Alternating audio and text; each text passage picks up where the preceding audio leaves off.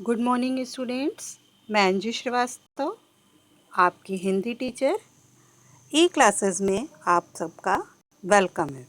तो स्टूडेंट्स, अब तक मैंने आपको व्याकरण में लेसन 1 पूरा अच्छे से पढ़ा दिया। आई होप आपको अच्छे से समझ आया होगा। फिर भी आपकी सुविधा के लिए मैं आज उसके क्वेश्चन आंसर करा रही हूँ। तो स्टूडेंट्स, आप रफ कॉपी और पेन लेकर तैयार हो जाइए।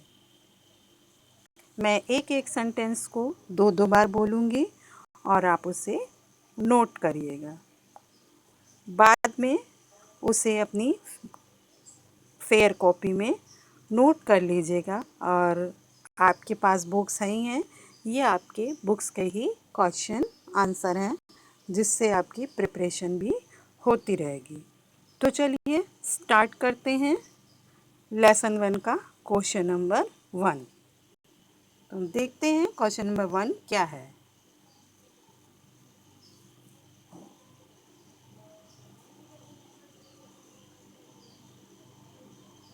हालांकि ये चीज़ें मैं आपको पिछली वर्कशीट्स में, प्रैक्टिस शीट में दे चुकी हूँ, फिर भी एक बार अपनी लैंग्वेज में मैं आपको एक्सरसाइज फिर से करा दे रही हूँ।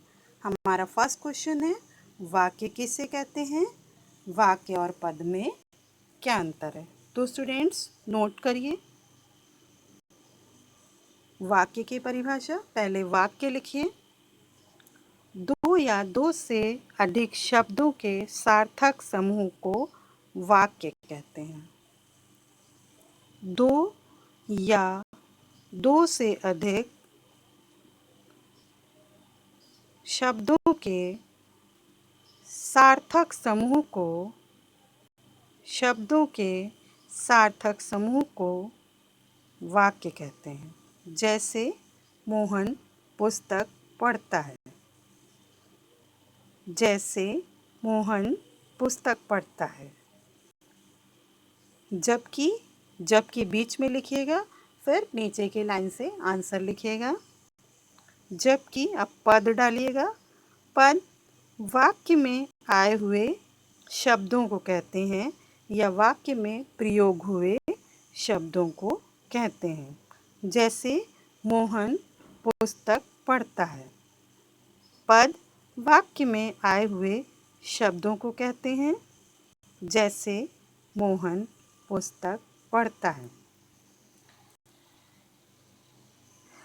उपरोक्त वाक्य में मोहन और पुस्तक दोनों संज्ञा पद हैं तथा पढ़ता है क्रियापद है। उपरोक्त वाक्य में मोहन और पुस्तक संज्ञा पद हैं तथा पढ़ता है क्रियापद है। अब हम अपने क्वेश्चन नंबर 2 पर चलते हैं। हमारा क्वेश्चन नंबर 2 है, रचना के अनुसार वाक्य के कौन कौन से भेद हैं? प्रत्येक को उदाहरण सहित स्पष्ट कीजिए। तो स्टूडेंट्स नोट करिए। रचना के अनुसार वाक्य के 3 भेद होते हैं। रचना के अनुसार वाक्य के 3 भेद होते हैं। फर्स्ट, सरल वाक्य।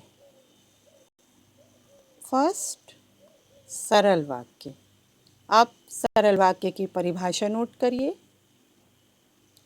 सरल वाक्य में एक ही मुख्य क्रिया होती है।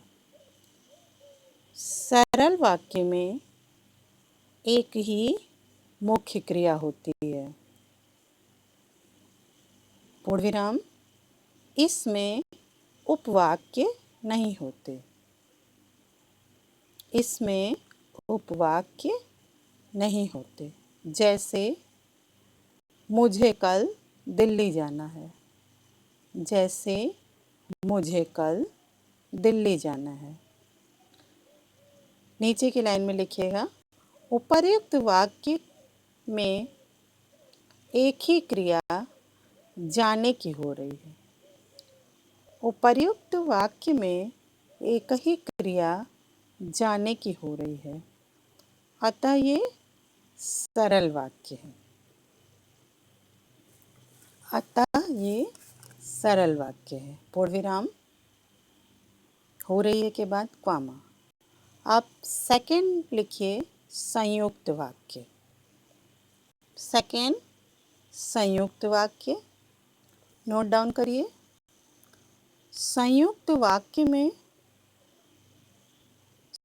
वाक्य में दो स्वतंत्र उपवाक्य होते हैं। संयुक्त वाक्य में दो स्वतंत्र उपवाक्य होते हैं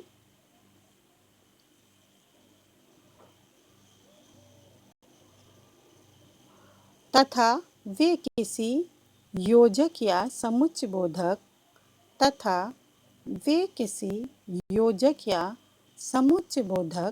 अव्यय से जुड़े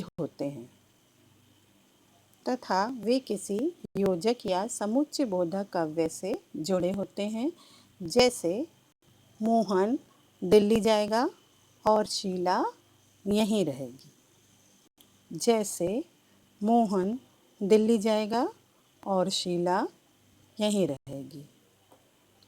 उपर्युक्त वाक्य में आप देख रहे हैं दोनों उपवाक्य स्वतंत्र हैं।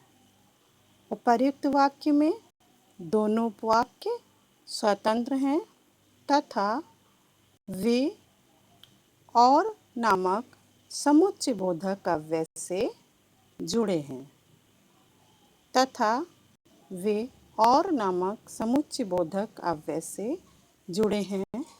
कॉमा अतः ये संयुक्त वाक्य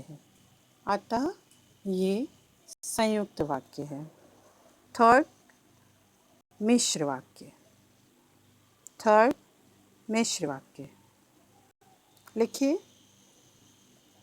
मिश्र वाक्यों में एक उपवाक्य प्रधान उपवाक्य होता है तथा मिश्र वाक्यों में एक उपवाक्य प्रधान होता है तथा अन्य उपवाक्य उस पर आश्रित होते हैं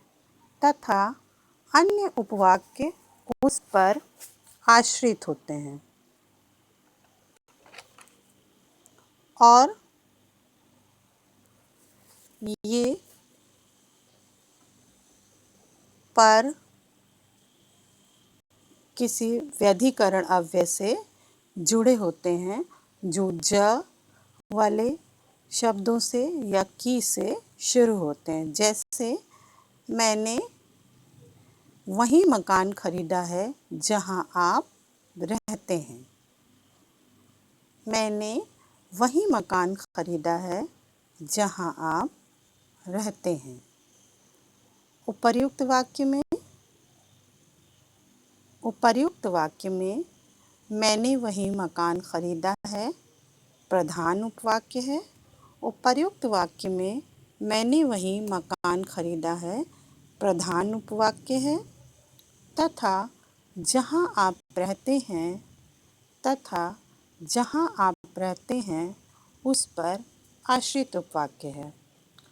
और ये दोनों आश्रित उपवाक्य जहां योजक से जुड़ा है। अतः ये मिश्र वाक्य है। अब क्वेश्चन नंबर 3 है साधारण और संयुक्त वाक्य का एक एक उदाहरण लिखिए। नोट डाउन करिए। साधारण वाक्य एक सरल वाक्य लिखिए। राम पढ़ता है।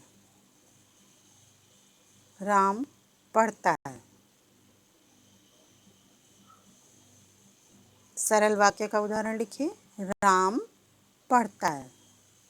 साधारण वाक्य को ही सरल वाक्य कहते हैं।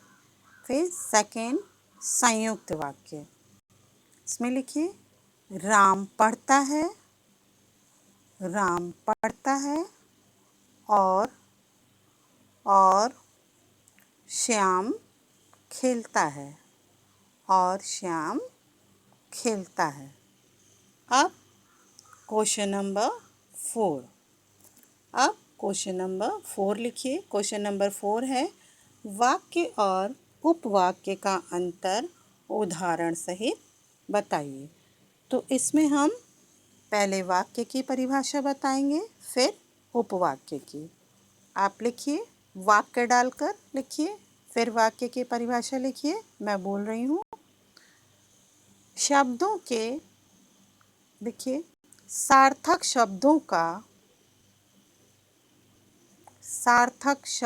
का ऐसा व्यवस्थित समूह, सार्थक शब्दों का ऐसा व्यवस्थित समूह जो किसी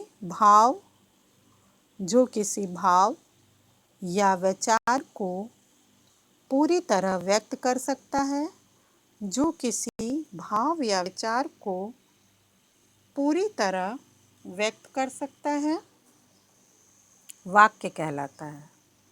जैसे राम पढ़ता है, ये एक वाक्य है। जबकि बीच में जबकि लगा दीजिए। आप उपवाक्य हेडिंग डालकर लिखिए। जबकि उपवाक्य संयुक्त वाक्य तथा मिश्र वाक्य का एक अंग होते हैं।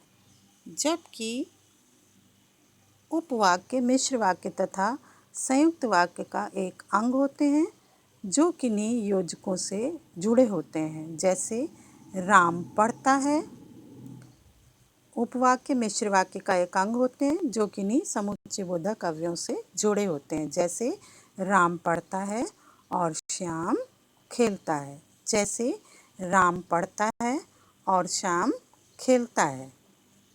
यहाँ पर दोनों उपवाक्य हैं, क्योंकि ये एक स्वतंत्र वाक्य के अंग हैं और योजक से जुड़े हुए हैं।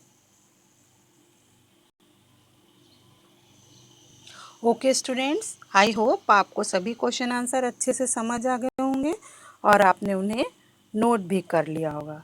नेक्स्ट क्लास में हम फिर मिलेंगे। तब तक के लिए घर में रहिए, सुरक्षित रहिए।